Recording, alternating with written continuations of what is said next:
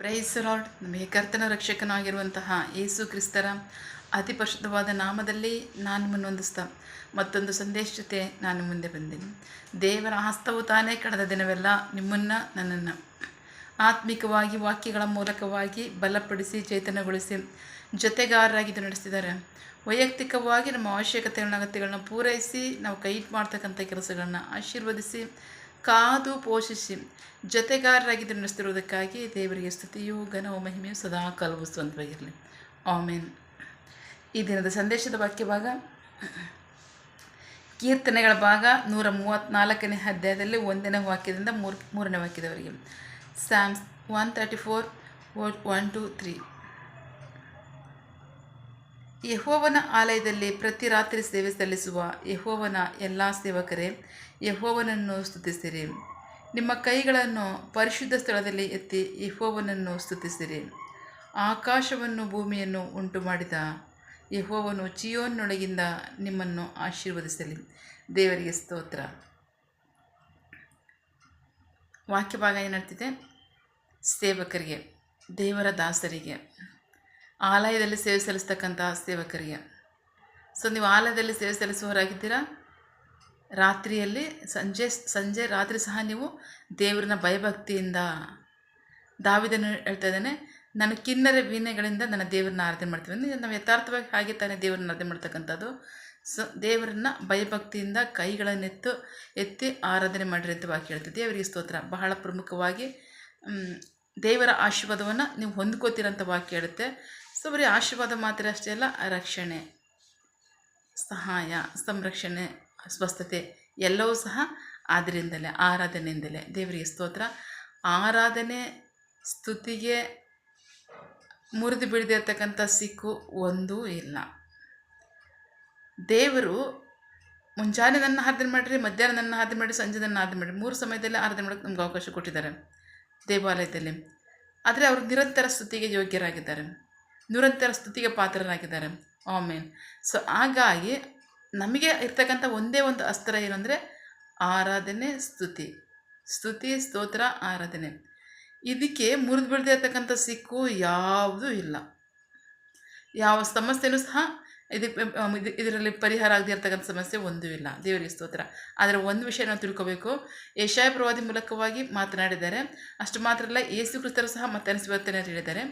ಈ ಜನರು ತುಟಿಗಳಿಂದ ನನ್ನನ್ನು ಸನ್ಮಾನಿಸ್ತಾ ಇದ್ದಾರೆ, ಹೃದಯದಲ್ಲಿ ನಾನಿಲ್ಲ ಅಂತ. ಸೊ ಮನುಷ್ಯರಿಂದ ಕಲಿತಂತಹ ಬೋಧನೆಯನ್ನು ಬಾಯ್ಪಾಠವಾಗಿ ನನ್ನ ಆರಾಧಿಸ್ತಿದ್ದಾರೆ, ಆದರೆ ಹೃದಯದಲ್ಲಿ ನಾನು ಇಲ್ಲ ಅಂತ ಹೇಳ್ತಾರೆ. ಸೊ ಹಾಗಾಗಿ ನಾವು ಆರಾಧಿಸ್ಬೇಕಾದ್ರೆ ಹೇಗೆ ಬೇಕಾದರೂ ಆರಾಧನೆ ಮಾಡೋದು ಬೇಡಿ. ಆಶೀರ್ವಾದ ಬೇಕಾ, ಸ್ವಸ್ಥತೆ ಬೇಕಾ, ರಕ್ಷಣೆ ಬೇಕಾ, ಹೃದಯದಿಂದ ದೇವ್ರನ್ನ ಆರಾಧನೆ ಮಾಡಿರಿ, ಹೃದಯದ ಅಂತರಾಳದಿಂದ ದೇವ್ರನ್ನ ಆರಾಧನೆ ಮಾಡಿರಿ. ಸೊ ಆಗ ದೇವರು ಅದನ್ನು ಮೆಚ್ತಾರೆ.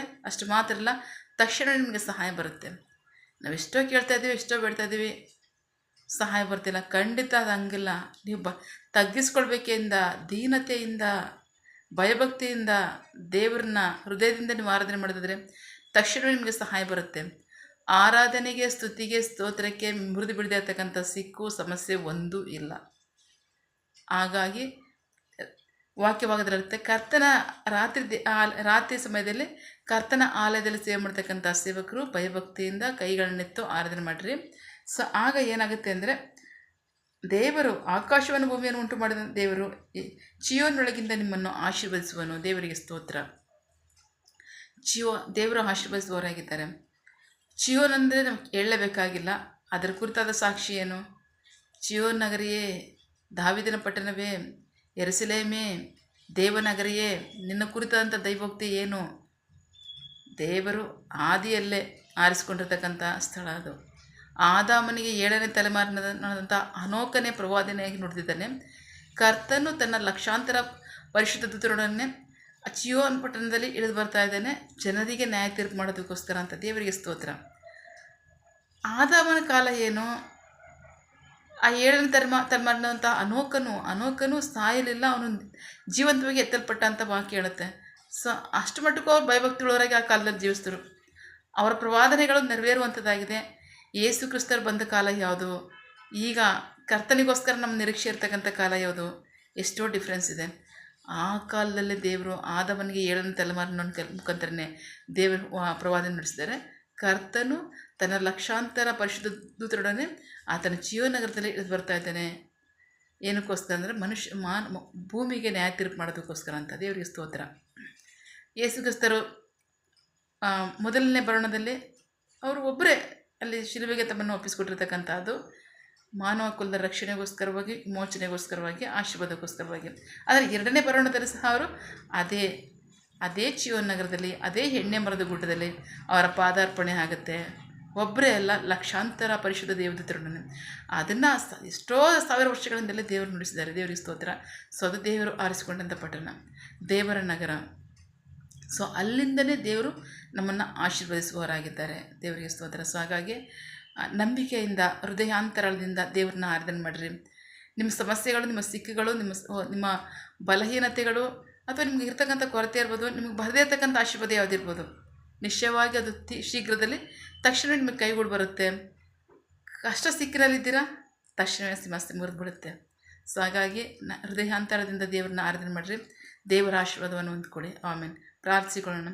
ಸಕಲ ಸೃಷ್ಟಿಕರ್ತನೆ, ಸರ್ವಾಧಿಕಾರಿಯೇ, ಸಾರ್ವಭೌಮನೆ, ಉನ್ನತನೇ, ಮಹೋನ್ನತನೇ, ಮಹಾಪರಿಶುದ್ಧನೇ, ಪ್ರೀತಿ ಸ್ವರೂಪನೇ, ನೀತಿವಂತನೇ, ಅಧಿಪತಿಯೇ, ಸೇನಾಧೀಶ್ವರನೇ, ಇರುವಾತನೇ, ಸರ್ವವ್ಯಾಪಿಯೇ ಸಪ ಈ ದಿನ ವಾಕ್ಯಗಳ ಮೂಲಕವಾಗಿ ನಿಮ್ಮ ಸಂಗಡ ಮಾತಾಡಿದಂಥ ನಿಮ್ಮ ಪ್ರೀತಿಗಾಗಿ, ನಂಬಿಗಸ್ತಿಯಾಗಿ ನಿಮಗೆ ಸ್ತೋತ್ರ. ವಾಕ್ಯ ಭಾಗದಲ್ಲಿ ಎಚ್ಚರಿಸ್ತಾ ಇದ್ದೀರಾ. ರಾತ್ರಿ ಸಮಯದಲ್ಲಿ ದೇವರ ಆಲಯದಲ್ಲಿ ದೇವರ ಸೇವೆ ಮಾಡ್ತಕ್ಕಂಥ ದೇವರ ಸೇವಕರೇ, ನೀವು ಭಯಭಕ್ತಿಯಿಂದ ಕೈಗಳನ್ನೆತ್ತು ಆರಾಧನೆ ಮಾಡಿರಿ, ಅದರಿಂದ ನೀವು ಆಶೀರ್ವಾದವನ್ನು ಹೊಂದ್ಕೋತೀರಾ ಅಂತ ವಾಕ್ಯದಲ್ಲಿ ಹೇಳ್ತಿದ್ದೀರಾ. ಅದಕ್ಕಾಗಿ ಸ್ತೋತ್ರ. ನಂಬಿಗಸ್ತರಾಗಿ ನಿನ್ನ ಜನರು ನಿನಗಿದ್ದ ದೀನತೆಯಿಂದಲೂ ತಗ್ಗಿಸ್ಕೊಳ್ಬೇಕೆಂದಲೂ ನಿನ್ನನ್ನು ಆರಾಧಿಸಲಿ, ನಿನಗೆ ಸೇವೆಯನ್ನು ಸಲ್ಲಿಸಲಿ. ಅವರು ಆಶೀರ್ವಾದವನ್ನು, ರಕ್ಷಣೆಯನ್ನು ಹೊಂದ್ಕೊಳ್ಳಿ. ನಿಮಗೆ ಮಹಿಮೆಯಾಗಲಿ, ನಿಮ್ಮ ಜನರಿಗೆ ಆಶೀರ್ವಾದವಾಗಲಿ. ಆಮೇನ್. ನಿನ್ನ ಜನರು ಕೈ ಮಾಡ್ತಕ್ಕಂಥ ಕೆಲಸವನ್ನು ಆಶೀರ್ವದಿಸು, ಅವರ ಅಗತ್ಯಗಳನ್ನ ಪೂರೈಸು, ಕೊರತೆಗಳನ್ನ ನೀಗಿಸು. ಆಮೇನ್.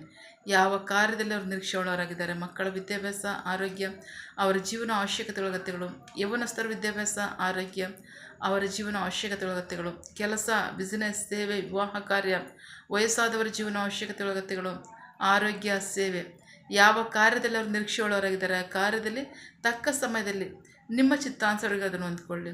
ಆಮೇನ್. ನೀವು ಹಾಗೆ ಮಾಡೋ ಪ್ರೀತಿಗಾಗಿ, ನಂಬಿಗಸ್ತಿಗೆ ನಿಮಗೆ ಸ್ತೋತ್ರ. ನಮ್ಮ ಪ್ರಾರ್ಥನೆ ನೀವು ಕೇಳಿದ್ದೀರಾ, ಅದರಂತೆ ನಡೆಸ್ತಿರೋದಕ್ಕಾಗಿ ಸ್ತೋತ್ರ. ನಮ್ಮ ಪ್ರಾರ್ಥನೆಯನ್ನು ನಮ್ಮ ರಕ್ಷಕನಾದ ಯೇಸು ಕ್ರಿಸ್ತರ ಅತಿ ಪರಿಶುದ್ಧವಾದ ನಾಮದಲ್ಲಿ ಪ್ರಾರ್ಥಿಸಿ ನಿಮ್ಮ ಪಾದಗಳು ಸರಿಸಿ ನಾವು ಬೇಡುವುದಿದೆ, ನಮ್ಮ ಜೀವೋಡ ತಂದೆ. Amen. God bless you all.